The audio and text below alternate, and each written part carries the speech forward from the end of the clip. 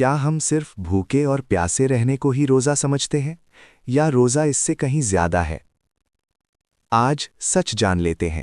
ایک شخص روزہ رکھتا تھا، سحری بھی کرتا، افطاری بھی، مگر اس کے روزے میں کچھ کمی تھی۔ وہ سارا دن غصہ کرتا، لوگوں کی غیبت کرتا اور زبان کو قابو میں نہ رکھتا۔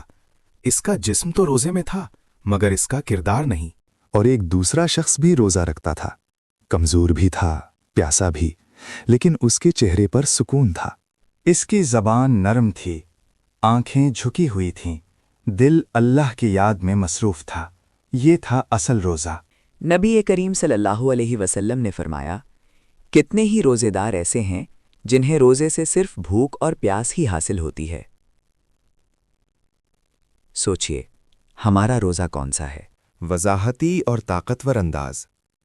فزیکل فاسٹنگ صرف کھانا پینا چھوڑ دینا ہے، لیکن اسپرچول فاسٹنگ ہے گناہوں کو چھوڑ دینا۔ اصل روزہ وہ ہے جو ہمیں اندر سے بدل دے۔ اصل روزہ وہ ہے جو ہماری زبان بدل دے، ہمارا رویہ بدل دے اور ہمارے دل کو اللہ کے قریب کر دے۔ اگر روزہ ہمیں نہ بدلے تو ہمیں خود کو بدلنا ہوگا۔